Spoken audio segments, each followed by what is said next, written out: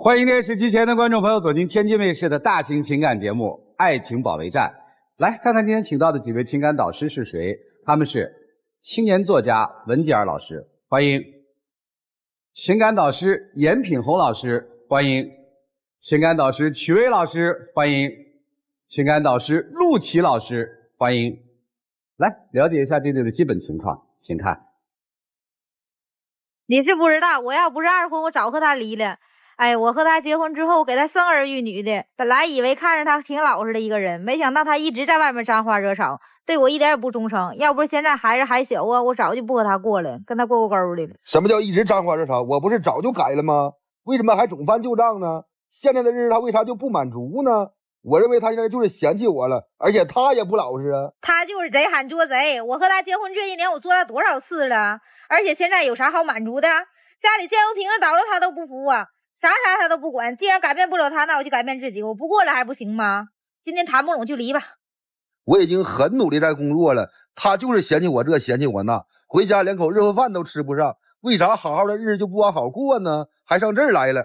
硝烟弥漫的婚姻，来有请这对夫妻，有请。男嘉宾金先生来自辽宁，31岁待嫁；女嘉宾高女士33岁，来自辽宁，家庭主妇。有请两位，有请。欢迎两位哈。就是要来谈判的是吧？对。小片里说，只要谈不拢，我就跟他离了。对。为啥呀？太受够了，就是这些年我跟他过这些年，一直在沾花惹草。每天都说我沾花惹草，我也不知道沾谁了，惹谁了。我怀孕4个月的时候，有一次我回娘家，我记得特别清晰。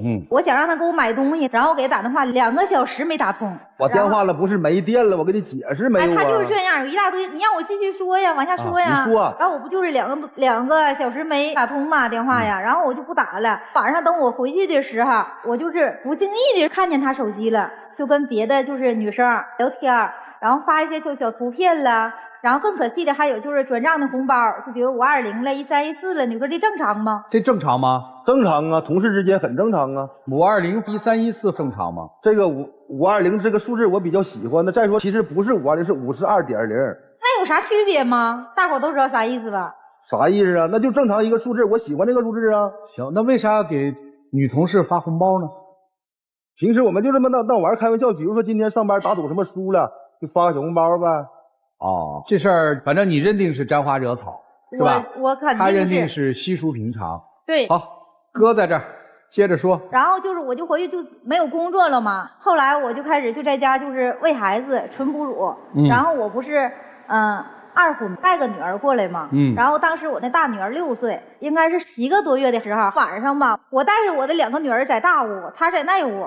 然后我去卫生间的时候路过，我一看呢，他那个手机还在那个枕头边上正放着，那样的话对自己脑袋也不好啊。然后我就把他手机打开的时候，反弹的页面又是他跟别的女的聊天，不是那个女的了，是另一个人。聊的是什么？我找你来了，还有1个红绿灯就到了，马上交通岗了，还有5分钟。然后吃啥？我给你买的啥了啊？我今天好累呀。然后又给人买的吃的，买的零食，给人拿过去了，大概就这意思。3天。他全部都跟这个女的，就是下班就去找他，然后他那个时候是厨师嘛，2点到4点午休，2点准时去，4点准时回来，俩人在一起聊的都是一些就是这种花花草草的事儿，我都不稀得说你太磕碜些呀。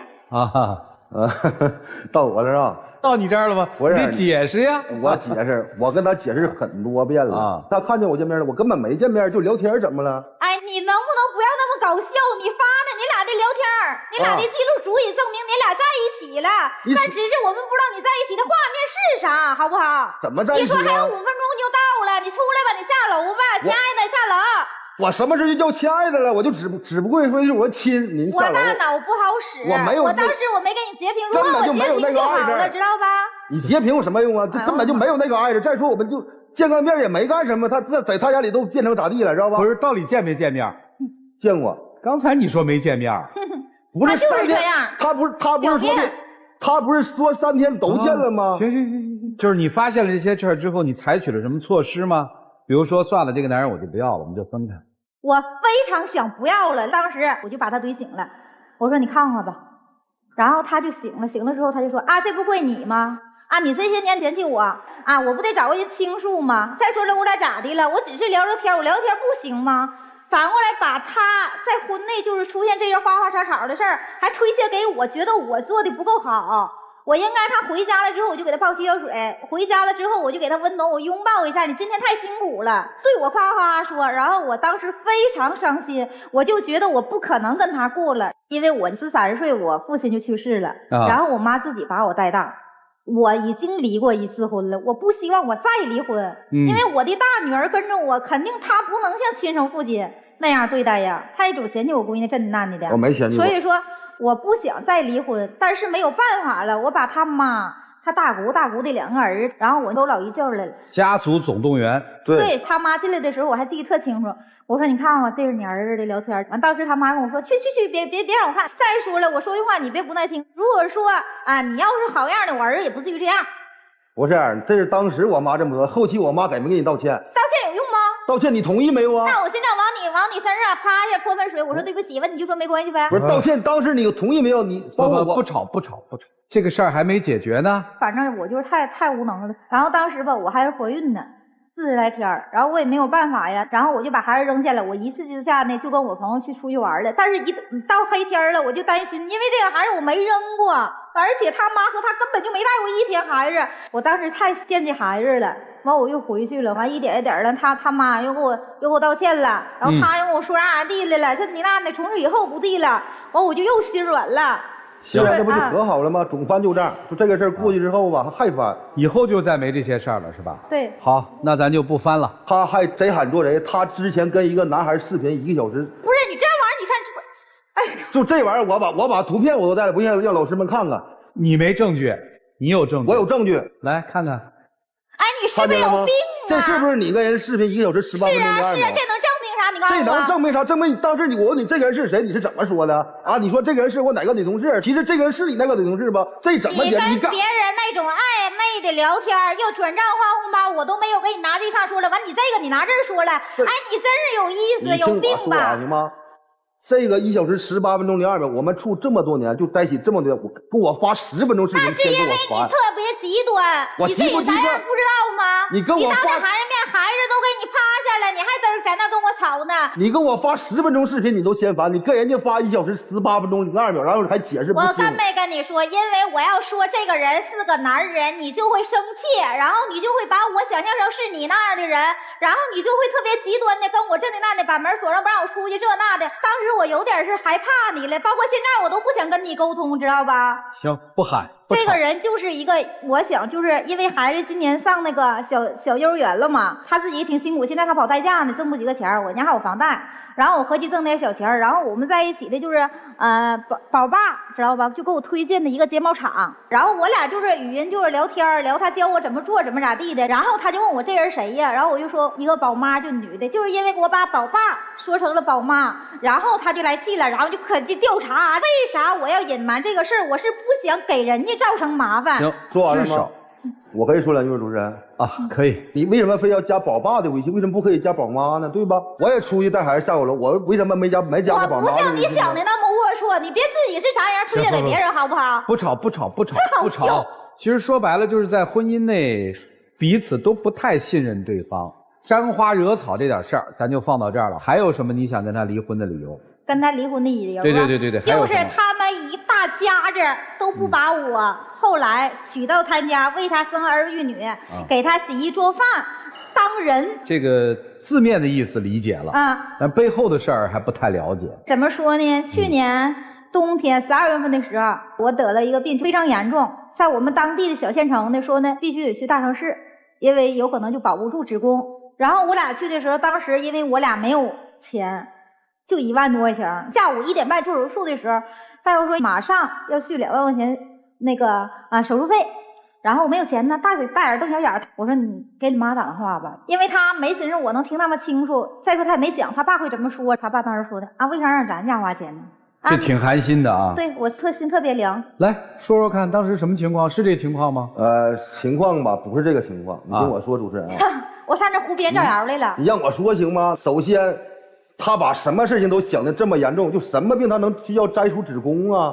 就这个病，再严重他也不需要摘除子宫，在他眼里就是需要摘除子宫。我有一天我躺平了，你知道，我完事儿了。现在这个对于你来说最严重，剩下别的其他都是小事儿。现在你知道了吧？现在您摘除子宫了吗？就像我生孩子，我生完了，我躺那干了，你就坐我边上能打游戏，你就认为所有人都应该生孩子。再说你还跟别人生过呀？不，咱先把这件事儿说清楚，再扯其他的。当时吧，我确实是给我父亲打电话，然后我爸说那不够怎么整？我也没有，因为我母也农村的，他说我也没有。他说你这么的吧，他说找你表哥借，我因为你表哥，我更来气，你表哥给我拿多少钱？5000，我就拿5000，再要2万，你给我拿5000，剩1.5万，我再跟别人去说呗。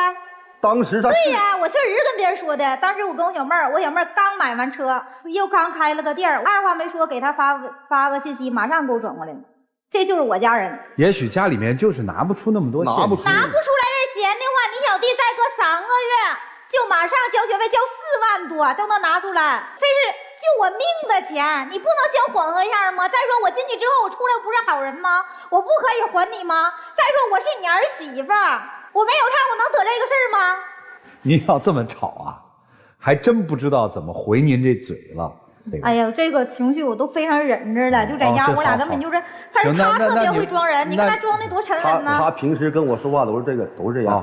行，人家刚才自己也说了，人家现在还忍着呢，你心里是不是也有很多委屈？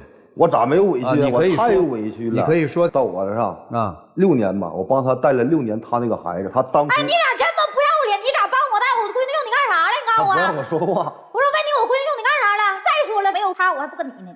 就是在你家住一个，就你养条狗也得给他个地方。不是，我当初跟你处男女朋友那时候，你跟我说你有这个事儿了吗？你说了吗？我骗婚呗。对呀，你没人说你骗婚。咱俩是不是有一个共同的朋友？是我同学，我发小，我俩从小到大认识的人，他能不知道我是2婚吗？再说了，咱俩那个时候的关系还不确定，咱俩是不是相处2个月之内你不知道？2个月之后你是不是知道了？你知道了，是不是你愿意？我愿意是愿意。我是上你家，我跟你结完婚了，我生完孩子，我才说我有这闺女的吗？你能让人说话吗？他说的话我生气，就是有点伪造事实。我没有，人家都没说完，怎么就伪造事实呢？他说帮我养孩子，没用他养。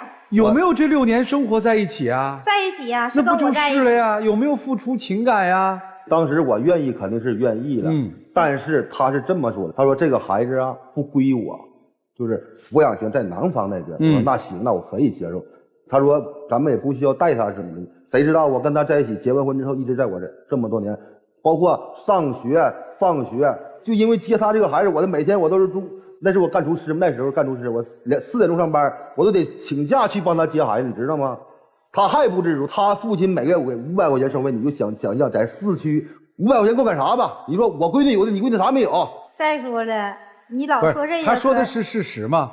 咱别再说了，是事实啊。那就说他还是养了，他还是付出了。养了的话，以后是不是我女儿也得报答你呀？我指不上他。行，你跟大女儿关系怎么样？我们关系可以哈。这个老大和老二应该打架对吧？打架。哎呦我的妈呀，又说回来，哎呦，不是这个怎么了呢？一整就说，哎呀，你能管管你闺女吗？咋地的就偏心呗。对于老大我是什么都不说，什么都不管，什么都不问啊。他犯错误了，我也不去指，因为我怕他记咱们那个。对。然后我都让他去管，只有他在欺负我女儿的时候，我才会说2句，然后他就不乐意啊。他说你不就是偏向你闺女吗？怎么的？其实我并不是，因为吧，我每天我需要休息。你偏向你闺女也很正常，没有怎么会不偏呢？真没有，就是可以偏呀，兄弟。哎，你看看他不说那啥吗？他休息吗？他现在不跑了一个那个代驾的活吗？代驾不都是晚上出去吗？白天我只要周5晚上了，我就把俩孩子带我娘家去，然后带完娘家之后，我就是因为我不带，2个孩子吵架呀，吵架他就生气，他生气不跟我闺女发火，他对我吼啊。暑假一个假期40天，我都在我家来的。然后回来，哎，就你那邋遢样，咱说到这儿了，就你啥样你不知道吗？哎，我回来40天，一次澡没洗，厉害吧？那我一进屋啊，哪儿都是垃圾东西，哎呦我的天哪！他就这样式一个垃圾人，就垃圾这出我都受不了。听懂了，接着说你的委屈。在他眼里，他就认为我这个代驾特别轻松，其实并不是，代驾都是基本都是喝完酒的人，什么人都有，并且我每天都在熬夜，你知道，每天都是4、5点钟回家，早上4、5点钟啊。然后他还说我回家不做家务，你说我累一宿了，我才得挣钱，我还得回家做家务，那我要他是干啥的？那咋的？让我就是收拾卫生的呗，给你做饭的。你回来之后，我说一句，哎呀，你辛苦了，我给你个拥抱呗，给你泡几个水呗，然后你洗澡，我再给你搓个澡呗，出来之后我再给你擦着呗。我什么时候要求过你这些东西啊？我问一句啊，现在老二多大了4周半，上幼儿园了。对，幼儿园。您现在还在家里没有工作？没有。咋的？我没上1个月那个幼儿园吗？哎，对，上1个月，这么多年就上1个月班，这个事实没有争议，对吧？没有。好，我方便问一下，您第一段婚姻是因为什么原因？因为那个根本就不会挣钱。那个收拾家务？那当然了，比你干净。那他不挣钱呢？你这话说的我不爱听。在挣钱上，咱不说他挣多少钱，你觉得这个男人努力吗？努力。那今天来干嘛呢？就是这些事儿啊，我太闹腾了，我导致我压抑，我跟他沟通不了，我一沟通他就极端。不是你想跟他沟通什么？我怕他。不是你这个音调我也害怕。我本来可温柔了，你是不知道啊，就是我被他这些生气给我气的，我压抑。那你为啥不走呢？就是孩子太小了，然后我已经离过1次婚了。我妈说你要再离婚我就不活了，然后地。我很好奇啊，就是说，如果说第一任丈夫是不能挣钱的话，你第2次结婚应该找一个能挣钱的呀。那我就看他挺努力的呀，完还是主要的是个小伙，没结过婚。然后我这性格也挺矫情的，说实话，我也不想给别人当后妈。你的性格矫情，有一点。你这个日子过得好吗？你觉得？不好。就是我每天晚上干代假回家，我一天只需要吃1顿饭，就希望吃一顿家常土豆丝儿，他都不给做，你知道吗？那你怎么吃饭啊？我天天吃外卖呀，外卖我都吃够够的了。以前他是厨师，早酒晚酒，他都是在那个饭店去吃饭，然后干这个他才做。你做了多长时间？6个多月。对，也就是说，在我俩吵架之后，就是这些气之后，我对他就是我俩就是都就是心里有那坎儿了。就这6个月他在吃外卖，对，孩子吃什么？孩子也不吃。我妈家吗？所以你现在是回妈妈家吃饭。对。你觉得他带娃辛苦吗？也挺辛苦的，挺辛苦，但他没有我辛苦啊。对，我就在等你这句话，就是后半句话。其实说白了就是双方都看不到彼此对家庭的付出嘛。啊，你还想过吗？为了孩子也是想过。别为了孩子，先为自己吧。给我做饭，心情又不好，对吧？又没得吃，对吧？真觉得委屈，考虑自己吧。如果没有闺女，这日子你还过吗？不过了啊，行。如果没有你妈妈说你要再离婚，我就不活了，这日子你肯定是不过了，对吧？所以今天来这儿是要谈让他改变，还是要寻找一条比较适合你们俩夫妻相处的道呢？2个都有吧。2个都有。所以看到他们或者听他们在整个讲的时候，你会心里特别特别的难受。老师们帮帮他们吧，让我们一起进入丘比特问卷。说这位女士，你的情绪实在太不稳定了。你本事没什么本事，力气真的好大。我也是被他气的。别什么被他气的，你自己的情绪自制力差，你自己心眼那么点大，你什么事都当个事儿。第一段婚姻失败，为什么你不吸取教训呢？你第一段婚姻失败，你觉得那人没赚钱，那第2个就不挣钱了吗？人不要既要又要还要，你自己几斤几两自己不知道吗？到最后你只会把这些所有的负能量全部发泄到你2个小孩身上去。你今天选择把你人生所有的负能量让你的2个女儿去为你买单。幸福的人用童年治愈一生，不幸福的人一辈子都在治愈童年。你的2个女儿已经不知道未来的人生观价值观会被他毁成什么样，所以我说你俩过啥别过了，为了下一代都不要过了。你应该做的是什么？你应该去提高一下你自己，提高你的认知。人就吃这个亏，你知道吗？哪怕你是对的，哪怕这个事情真的是你在理，但是你的整个状态，你就会让别人那些能够来帮你撑腰的人离你很远。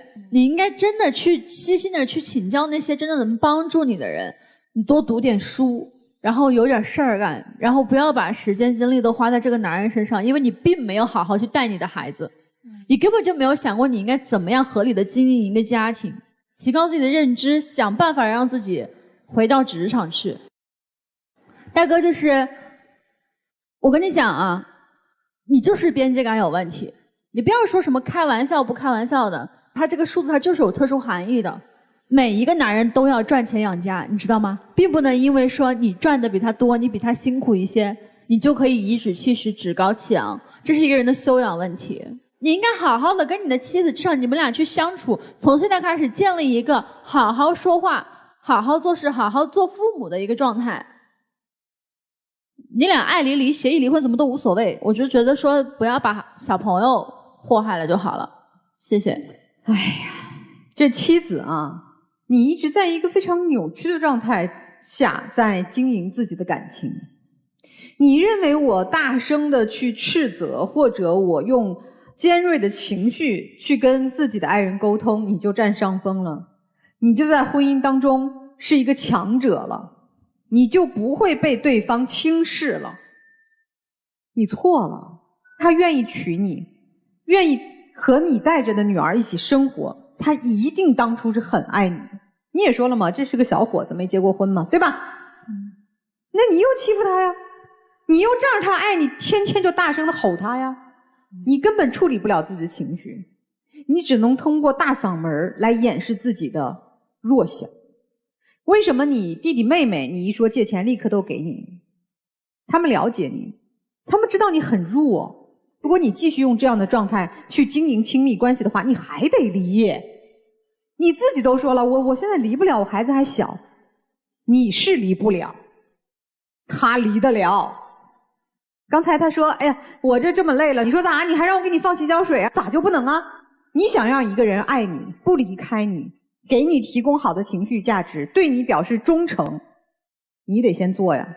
他说他和你这大女儿关系还不错，大女儿也叫他爸爸，你以为是你养的好吗？不是，他自己知道，我如果再不讨好点爸爸，再跟这个爸爸关系好点，我们娘儿俩被扫地出门咋活呢？你女儿都比你成熟。夫妻之间想要和睦相处，重要的是婚后我们如何去好好的爱对方，支持对方，携手往前。当然生孩子做母亲很伟大，但是你就拿这件事情就永远顶在头上，我给你生了孩子，我给你的孩子喂奶，不是你的孩子。所以你今天的不痛快都是自找的。这个男人我也不是说你就哪儿做得好啊，中间休息2个小时还要去人家家，孤男寡女。咱们做男人坦诚一点，做错事儿了认错坦诚，知悔知改。我也敬你是条汉子，在这儿真的是大言不惭的说，我啥也没干呀，我不就和一个女的聊了聊天吗？这对吗？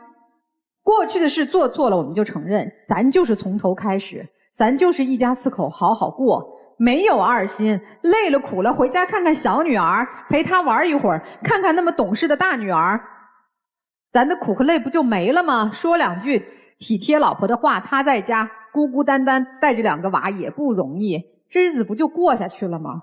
你难你苦，你找外边的女性聊天，那你只能更难更苦，你明白吗？所以咱们有劲儿往一起使，别有劲儿跟老公撒气，别有气儿跟外边的女的聊天儿，你们就能过到一块儿了。我相信你们最初都是因为爱，好好过日子吧，别折腾了。其实我们每个人啊都会做错事情，做错了之后我们就看怎么去纠错。女生曾经有过一次失败的婚姻，但你从错误当中吸取到了什么？你心里会说我又看错了一个男人，因此你喋喋不休，而且虚张声势。但实际上呢，你在生活当中你是靠这个人的，不光你靠，你的孩子也是靠的。你没有工作，所以你一直是在一个纠结的状态当中。你得走出来啊，否则就是一个困局啊。不能说我心里怨，但腿我迈不动，我走不出这个家，我不能没有他。所以你呢，我们要心和行动要一致，否则你会很拧巴很难受。如果你真的不接受这个男人对你的那些行为，走。如果暂时走不了，我们得先去开始计划，开始行动吧，至少找一份工作吧，把精力放在对你自己有意义的事情上，而不是盯着他吵着他，弄得你们关系是越来越剑拔弩张的，对吗？男生做错过，对吗？那我们就得认这个家重要吗？重要。哦，外面那些花花草草只是过客吧？对，这个女人现在对你越不满，说明这个女人其实越需要你，好好过日子吧，好不好？好，都不容易。我们只要好好的沟通，就能过踏踏实实的日子，彼此呢才能更开心的过完自己的这一生。就这样。你们是用本能在生活的人，因为你没有解决方案，遇到任何事情之后，你除了尖叫之外，你不知道该怎么办。然后你会发现，你和他之间所有遇到的这些事儿，你从来没有想过这个事情我应该怎么样去解决这个问题，或者说我应该下一步应该怎么样去制约，怎么样去规范，没有的。就你所有的反馈都是直截了当的尖叫。那么尖叫者他的适配对象是什么？我们叫沉默者，其实就是你的前夫，就是没什么本事，但是可能也会被你揉搓啊，然后在那边你对他会很不满意，但他就是沉默的。然后你们的孩子会变成什么样的？我跟你讲，大女儿也会变成尖叫者。所以你现在看大女儿是不是跟他很像？是不是会吵架，会那个，会跟人斗？上学时可厉害了。小女儿会变成内耗者，你自己琢磨，有时候会偷偷哭。现在可能还看不出来，未来到了8岁之后会越来越沉默，越来越不跟人交流。这就是原生家庭。所以我看到的不是你们2个人之间的事。几位老师说的很对，现在的问题是你们的孩子怎么办？你的大女儿变成你这样，你愿意吗？她现在已经是这个样子了。你的小女儿变得越来越内耗，未来很痛苦，在原生家庭痛苦里面走不出来，甚至有一天会抑郁，你愿意吗？但她现在就是这个样子。人一定要改变自己，你不能因为自己身上有缺点，然后站在自己身上的缺点都是你们的错，都是这个世界的错。这个世界会给你很多很多弥补你原生家庭带来问题的方法，关键是你停在那边只会抱怨，只会在那边大喊大叫，你和你身边的人，你所有的生活都不会变好的。至于你，如果你对他但凡还有一点点感情的话，我建议你把他带到社会上面去，让他去学习一下，他哪怕稍微再提升一下认知，对于子女的教育可以来听我的课也可以，或者让他到外面去上点学也可以，哪怕去学个技能也可以。他的性格各方面必须得到调整，你要不得到调整，你那俩孩子就毁了，完完全全的毁了。至于你在外面那些花花绿绿的事情，你自己想明白，你真的受不了他，就真的跟他离婚算了，带上你的小女儿走，至少你还能救一个。就这样。谢谢陆琪老师，可以加一下陆琪老师的微信公众号，然后还有一些课，老粉陆琪老师还会送一些课。现在有很多家庭是先生一个人在外面去挣钱，这个事儿你是不能说的，你心里都不应该有这个念想，你知道为什么吗？这种念想就好像他天天抓着你曾经的沾花惹草说事儿是一样的，这都是人类的最软的东西。相爱的人怎么拿彼此最软的东西去刺激自己呢？其实我要送给你们夫妻就送一个字儿：忍。什么叫忍？因为他的改变是需要时间的，是需要社会化的，是需要接受教育的，所以这段时期你应该是忍耐忍受的帮助。能听得懂吗？听懂。你同样需要忍，你要忍的是什么？要忍的是你心里那种无助感，不能四处发火，包容一些，这是你娶的老婆，要不然就果断一些，选择在一起，为了你女儿，你要去改变。很多人就委屈嘛，说为什么要求改变的是我？我们只能要求能量更大的人去做改变，因为你变起来更快更容易，你得拖拽他往前走。以后不要吵了，好吗？好的，谢谢两位，来一起进入真情60秒。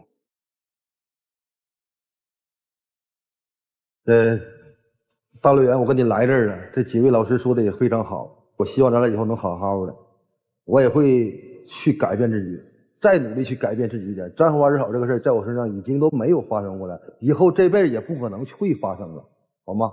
我还会努力去继续做我的工作，还会好好养你们娘仨，行吗？但是你就是家里那么邋遢，你天天就啥都指我肯定做不到。就是你必须得改变，你要不改变的话，咱俩还得像现在这样。邋遢这个事儿我已经在改变了，不是吗？你看现在。但是你改变的话，也是就是把垃圾袋放到那个桌子上，你没扔过呀？那以后我就把垃圾袋拿到楼下不就可以了吗？对吧？反正就是，哎，妻子，你知道我们在下边说啥吗？说你没救了。他邋遢，你不能帮他收拾呀。他邋遢是今天邋遢呀，你嫁给他时候他不邋遢呀。还敢说这事儿呢？想好，没有那个能量你就别出来，不要逞英雄。谢谢两位，请回吧。来吧，韦老师。男出女不出，但是我觉得男孩会出，双出吧。男的不能不出来，都会出来。来，请开门。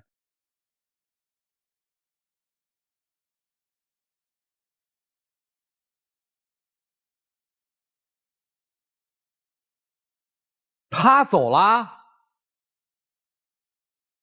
这结果你想到了吗？想到了。哦，想到了。为啥？看来还是夫妻了解啊。我感觉他吧，可能还会这样嘛，就是每说话大声吵，他不吵不会说话。而我感觉我现在能量正像那个赵老师所说的，我现在能量挺满的，我感觉我还能给他们3口人幸福。行，你要愿意，你就继续这样。但是我给你的建议啊，你得想办法。你这种对抗是没有用的，你跟他这么对抗只会激化矛盾，好吗？谢谢你啊，加油，请回。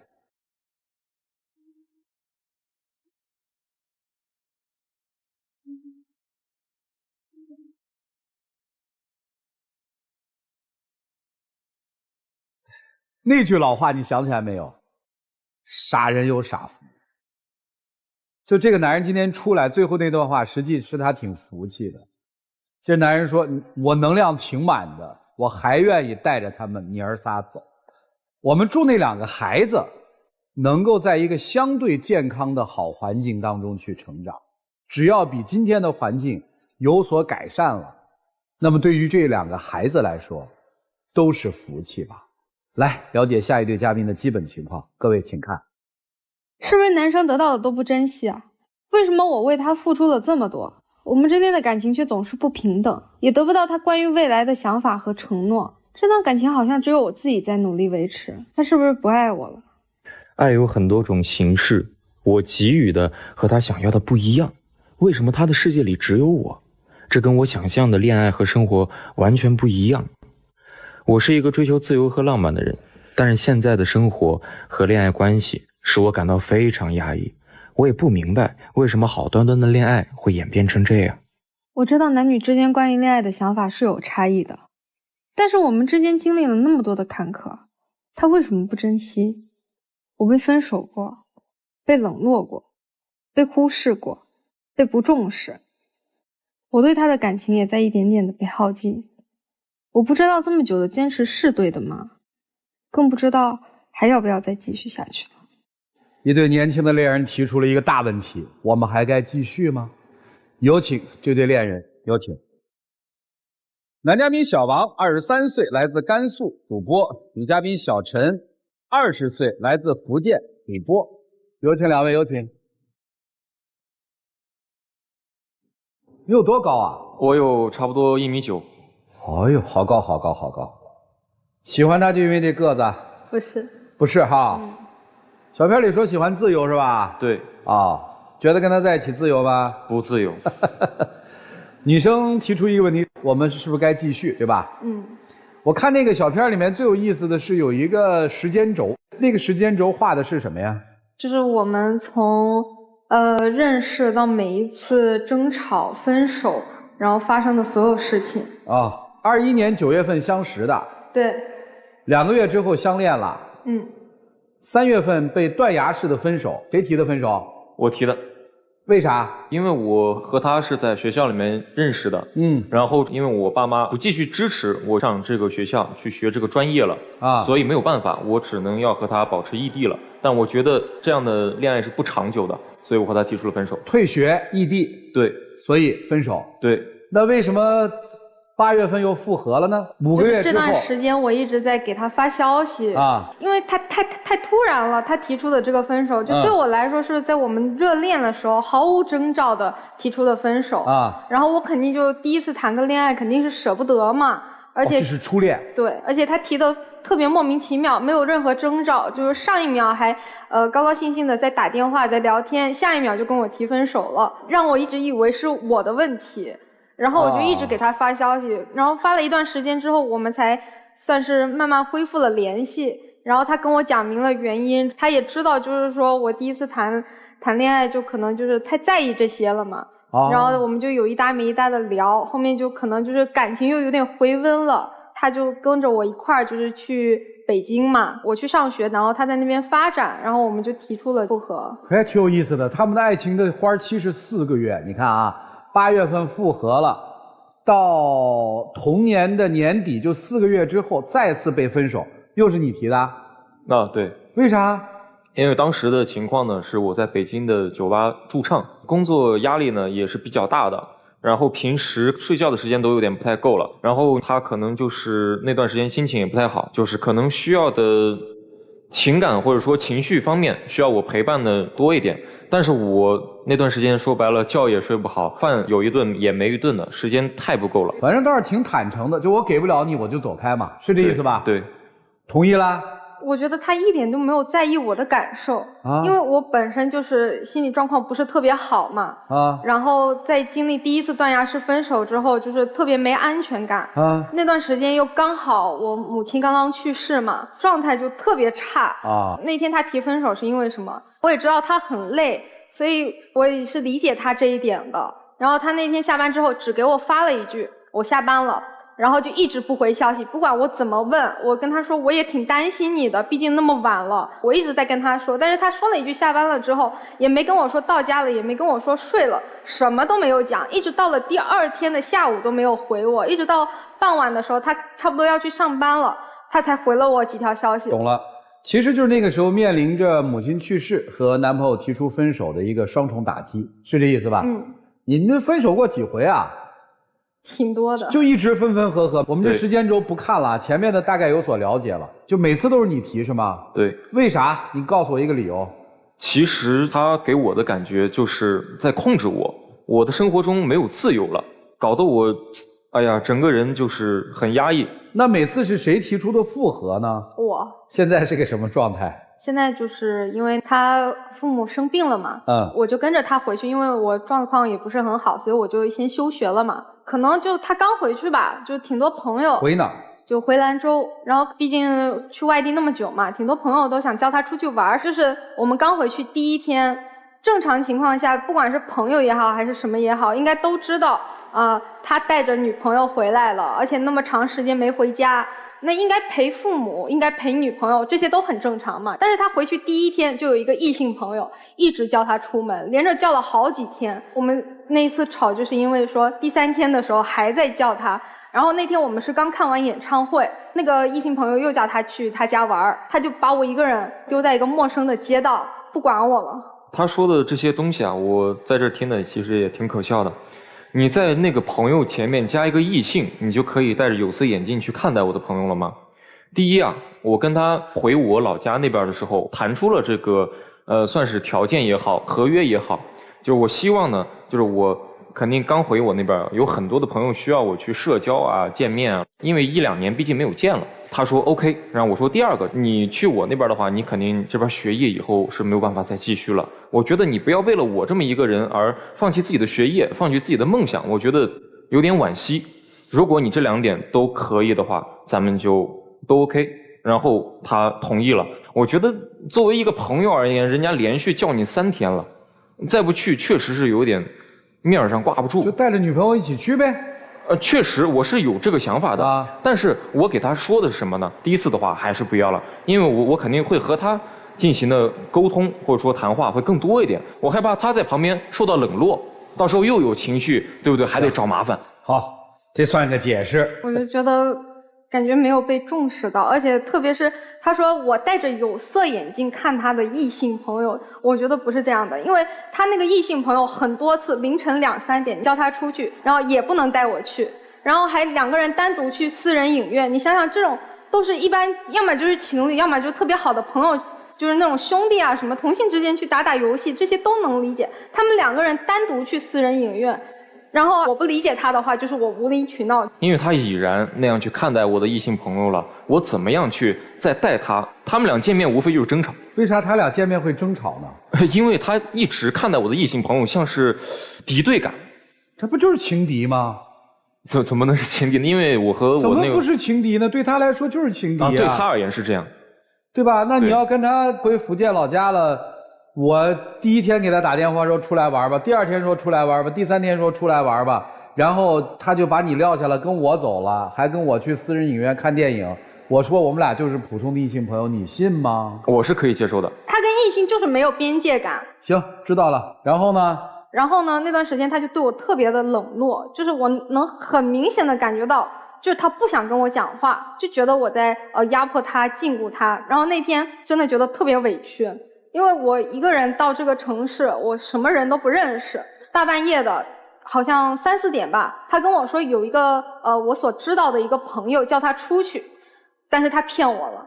我看到他的消息，其实是一个异性，但我不知道是谁，但是他在这件事情上撒谎了，他骗我了，然后我就同意他去了嘛。可能因为我状况也不是特别好，我就也想出去走一走、散散心，然后可能因为就是整个人状态不对，出了点意外，腰就是受了点伤嘛，然后就一瘸一拐的自己一个人跑到医院去，然后那个医生就开始在问我，就是说怎么一个人过来这么晚了，怎么这样，就是类似关心的话语嘛，就弄得我特别的委屈。我后面给他打电话是因为就是医生叫我去拍片子，那会儿差不多5、6点吧，打电话他也不接，消息也没回，一直到了那一天中午的时候他才回我消息。我跟他说我希望就是他回来陪陪我，因为我那会儿腰就特别疼嘛。他没有，他说他不回来，他一直到了再隔1天的中午他才回来的。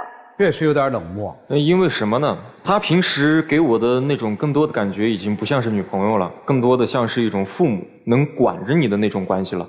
我感觉这种关系就已经很压抑了，所以我那段时间也是属于我自己的低谷期。我真的不想和他多说一句话，而且那天刚刚好有一个朋友叫我出去，但是出去了之后呢，也就无非见个面唱个歌的事儿，然后我就回我爸妈家了，不想打开手机看他的那些消息。第2天中午的时候我情绪稍微缓和了一些，也知道了这个情况之后，也立马陪他去了医院了。反正这个解释就解释了吧，你接受就行。他回来之后隔了2天，我们就是稍微聊了一下，我说既然你说你是因为状况不好才这样对我的，那我给你时间。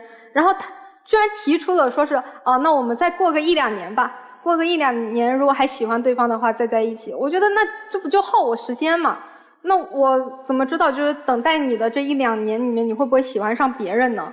然后我就说，人家这意思不就分手了吗？你这姑娘傻呀！不对，其实我就是想和她分开，然后告诉她，她的生活中不只有我，让她去接受更多的各性各样的人。你这恋爱还谈出了教育意义来了，你看。然后我就说，那我就先回家待个1周嘛，你也要好好冷静，我们都好好冷静。如果我们分开的这一段时间，你觉得你就是想跟我分手，你就过不下去了，那我们就彻底分开，也不要再联系，不要什么1年2年了。然后我说，如果你觉得我们还能在一块儿的话 ，OK， 那我们就互相把自己的状态调整好，我们就好好在一块，就不要搞这种什么冷暴力什么乱七八糟的了。后面我就回去了之后呢，他可能也是缓和了嘛，然后我又认认真真的聊了一次，然后就觉得就是可能还有爱吧，就还想继续走下去。复合了？对。哎呀，那1周突然想明白了，还是他好吧？其实我就一直希望给他机会，从他身上看到改变，但是一直就是没有。天哪，这得多强大的心理，就这么自信。后面我们不是就是也见家长了嘛，见了家长，我感觉我们应该去考虑以后了。您这学不再打算上了，就一修到底了。我没有想好，因为我真的个人状态那会儿就特别的差。好。然后中间就发生了一个挺大的一个矛盾点啊，就是他那个异性朋友又叫他去了嘛。因为已经特别多次了，而且还总是半夜呀什么的。那一天让我特别忍无可忍。然后呢，我前一天也知道了他们要出去，也看到了地点嘛。结果第二天下了特别大的雨，然后我对象也说了，下这么大的雨，要不改天嘛。但是那个女的就特别强硬，就说，哎，你必须来，大不了我给你报销车费，给我一种就是就算地震了你也得来，你不来就不行的那种感觉，就是让我特别难受，很压抑。然后因为我不是前一天知道了他的那个位置嘛，他去了差不多2-3个小时的时候，我发现我给他那个发去的那个短视频平台的消息他已读了，但是他没有回我，反而回关了那个女的。然后我就真的一下就是可能情绪有点上头了，我就想到了昨天看到的那个位置，我就打车过去，我要找他，但是他就跟我又提了分手。打车去了？对。去了以后他们在哪儿啊？就在酒吧嘛。你受不了了，你提分手了？对，因为第一啊，这个地点不是我告诉他的，是他偷看到的。第二，不仅是我和我的那个异性朋友在场，还有他的其他朋友都约好了今天的。但是过了差不多2-3个小时左右啊，他给我在手机上发了个消息，他说我到了。我说你到哪儿了？他说到门口了。哪？我说哪的门口？他说酒吧门口。我当时真的特别难以接受这种行为。就提出分手了。对对对。接受了吗？没有接受。就一路拖到现在啊？你对结婚什么态度啊？想结吗？我对结婚其实没有大的态度，我觉得就是首先呢，先把个人的问题、个人的未来规划好了。哥们儿，你就没打算结婚对不对？想过，但是我自己现在这个状态，你说结婚，我其实说白了就是对他的一种不负责。就是我爸那边，因为他觉得这是如果结婚的话，这是远嫁嘛，肯定就特别担心我，因为我们家里就我一个女儿嘛，然后他就肯定会比较在乎。他那会儿他刚去见我爸的时候，我爸也有叫一些亲戚来跟我说，就是想好这么远的距离，以后万一怎么样怎么样。这不是说想好吗？啊，对，然后私底下不管是我家人那边还是他家的人那边，都无数次的跟我讲过，说要我带着他啊去外地生活，就是我们更好的发展，怎么样怎么样的。我也跟他说了无数次，就是说你要怎么样怎么样，就是分析清楚了利弊，我们的未来才能好，你的未来才能好。我也是先跟他说清楚他的未来应该是怎么样的，但是他听了就过了，他从来都没有做出实质性的行动。不是，咱分手行不行，姑娘？我可能就是还喜欢，然后依赖感太强了。你是挺想分的对吧？对。所以男孩就肆无忌惮了，我现在就无所谓了。那你还喜欢他吗？说实话。喜欢。你说不喜欢，但是有点接受不了。你不能这么吊着人家呀。哎，你冷静下来，就今天咱们在这儿一起做你们这个情感复盘的时候，你有没有觉得这恋爱谈的没什么劲呢？你觉得，姑娘？我就是觉得在发生一些事情的时候就挺委屈的。对他，但是平常一些小细节的时候，我又是能感觉到的，我就自己一直也心里挺拉扯的。你的理智告诉你是要离开他，还是要跟他在一起？理智。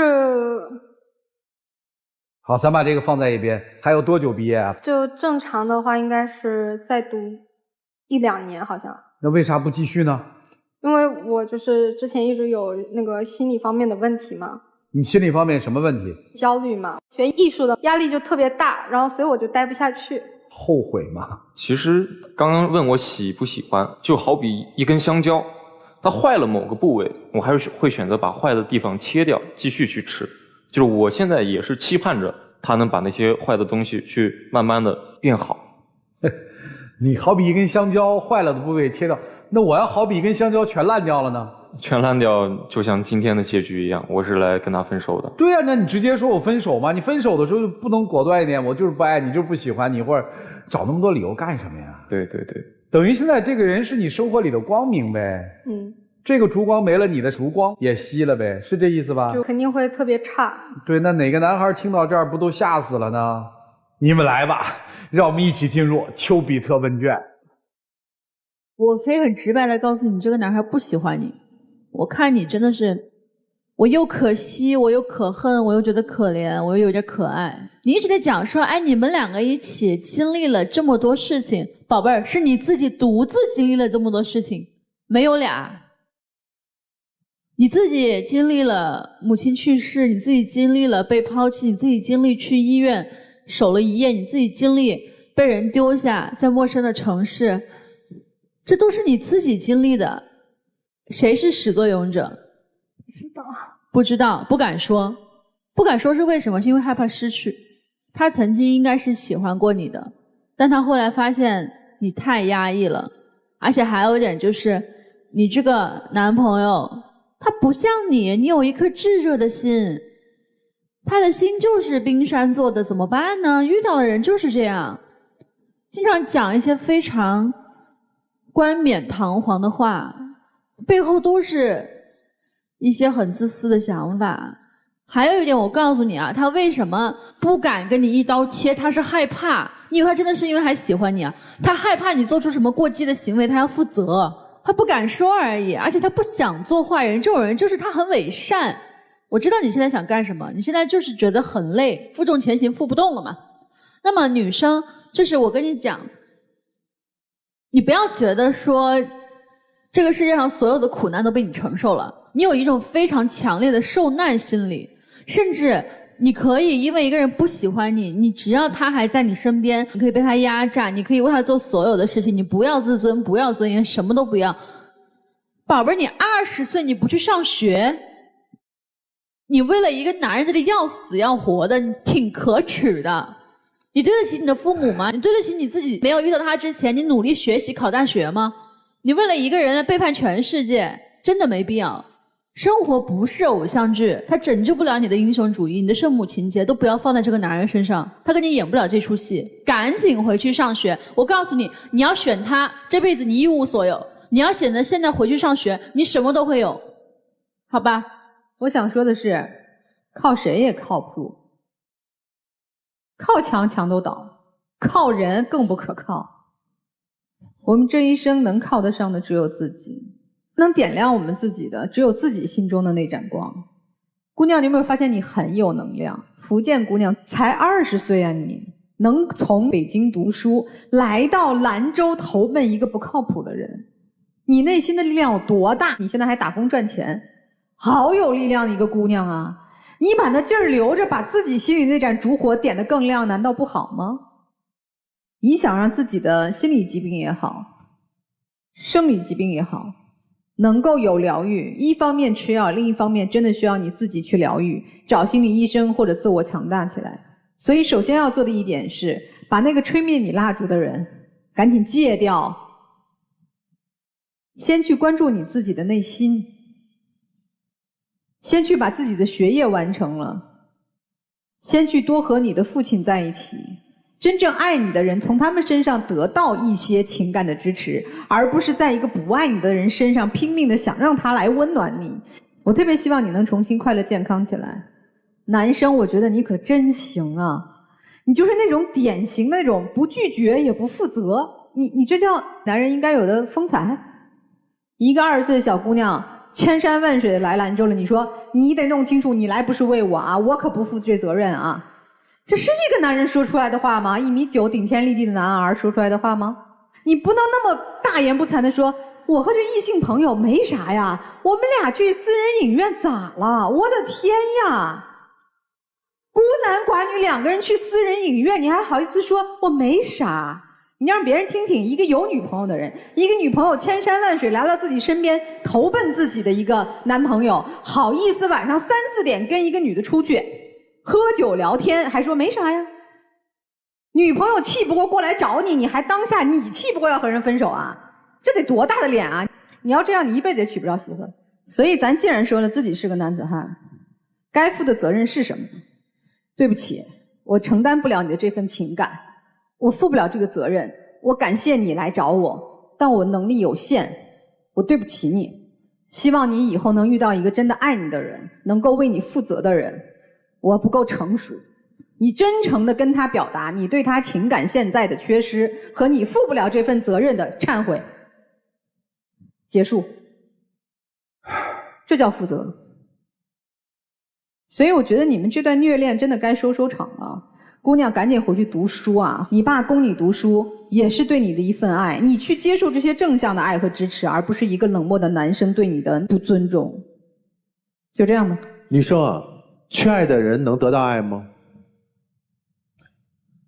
因为他太渴望得到爱了，而把自己摆在了弱势的地位。你为什么时时要给自己贴一个标签儿？你几次在舞台上说我状态不好，其实你是希望得到对方对你的爱，对你的宽容，对你的疼。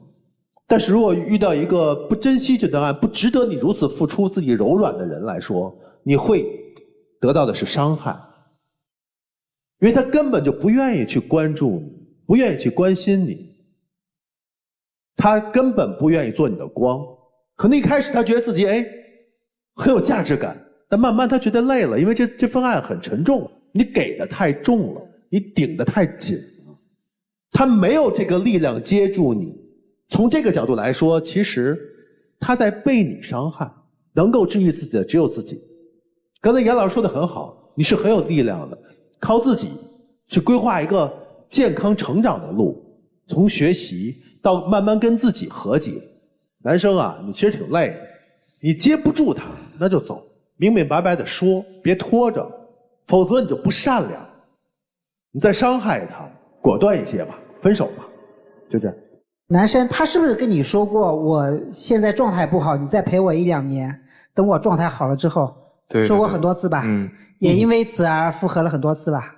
不要再纠缠在这个事情里面了，转身走吧，干脆一点啊！你救不了他，你也帮不了他，你确实不喜欢他，但是你又没有办法去对抗自己内心的那份羞愧感，又没有办法去对抗他跟你之间的纠缠啊，时间越拖越长，责任越来越大，你也到最后不知道该怎么办，你赶紧走吧，你救不了他，你也帮不了他。姑娘，我跟你讲点重要的东西，你大脑里面做出的决定基本上都是错的。你大脑说我要休学是错的，你大脑说我不想运动，我要待着也是错的，你大脑说我就喜欢这个男人，我就想跟他在一起也是错的。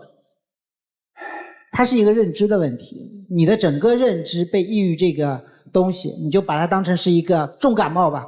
我那天做调研的时候，我身边一个中科大的专家，他孩子就是因为抑郁休学了，然后他就一直问我该怎么办。后来我跟他说，首先第一个，休学永远不是对抗抑郁的方法，只有在你急性爆发期的时候允许休学，否则是不允许休学的，这是第一个啊。第二个，如果休学，孩子永远不能在家里面待着看手机，也不能让孩子想干嘛干嘛。就你作为父亲和母亲，如果你允许孩子休学，你至少出一个人陪着孩子全国去旅行。你千万不要觉得说，我做爹妈的，我孩子这个怎么样了，然后让他在家待着吧，待着永远不会好，必须要走出去。这是第二个。第三个，你知道你为什么和他一直在分分合合，不是因为有多爱，而是因为你需要肾上腺素。你在和他的分手，我要把他追回来，我为他纠结，我为他拧巴，然后我要把他追回来。那个过程里面，你分泌了大量的神经递质，这个神经递质是正好你对抗抑郁所需要的。是他和不是他其实不重要，甚至于你去找一个工作，你找一个你特别想做的事儿，你甚至你说我要去玩极限运动都可以。我建议你出去玩，你回去读书当然更好，因为你不能脱离人际关系。其实你要我现在给你的建议，最好的建议是什么？最好的建议是，第一，今天你主动跟他分手，我觉得你做不到，你就算不出来，我觉得你也做不到，就让他干干脆脆跟你分手，然后你回去，你听我说，你回去15天住院，15天院住完出来之后，你可以找一份工作，你可以出去玩极限运动，你可以让你朋友陪着你出去旅行，或者你可以回到学校里面，你拼命考试去考一个什么证都可以。只要你接下来时间你拼命去做一些事儿，再配合吃药，你这一段最艰难的时间是可以过去的。如果你心理上面有问题的话，你的依恋物一定不能是某一个男人。我这句话一点都不极端，为什么？因为男人今天可以爱你，明天可以不爱你，你可以抓你的父亲，你甚至可以抓你的朋友、闺蜜，都可以。千万不要去抓某一个男人，男人永远成不了你治疗心理问题上的依恋物，好吧？就这样啊。好，谢谢陆琪老师啊！有需要陆琪老师帮忙的观众朋友非常简单，可以关注陆琪老师的微信公众号啊。爱宝的老粉丝和一些新粉丝还会得到陆琪老师送出的免费的课程。在情感面前，你得果断，爱就是爱，不爱就是不爱，你得学会自救，姑娘，不要沉溺在一段感情当中，就出不来了。今天你可以不走，但是我特别希望你别出来。让我们一起进入真情60秒。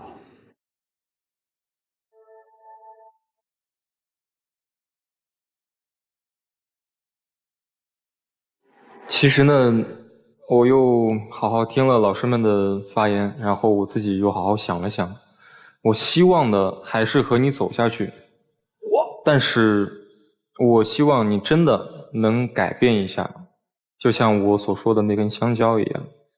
就是虽然说是这样的情况你也知道，但是我从来就没有把那些压力我没有带给过你，不管是就是说我们双方父母跟我说的那一些，还是我自身个人的那一些，我从来都没有说是带给过你。我也是希望就是说我能够自己去把这些调节好，然后以一个特别好的状态，我们能够好好的走下去。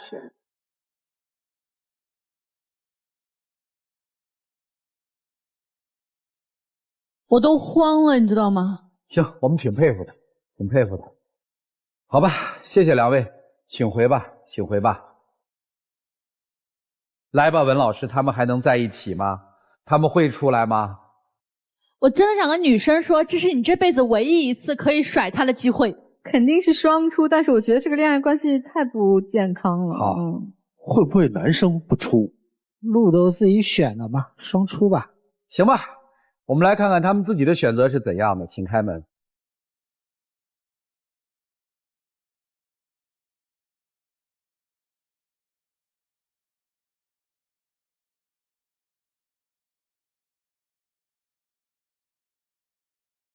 哎，是不是我们都肤浅了？这大概才是爱情。不，这绝对不是，绝对不是。人家不是说死去活来的才叫爱吗？这不是恰恰验证了死去活来吗？啊，来，一起见证属于他们的浪漫时刻，各位请见证。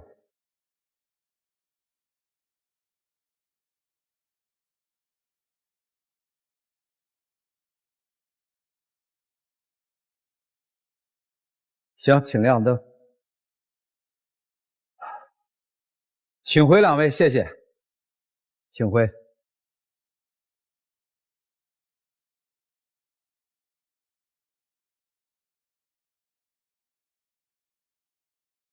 我录了10几年的节目啊，就是第一次一对牵手而走的人，我不愿意送祝福。哎，他俩走的时候好像不熟的样子，你看。我没法送出祝福，我就希望他们开心健康吧。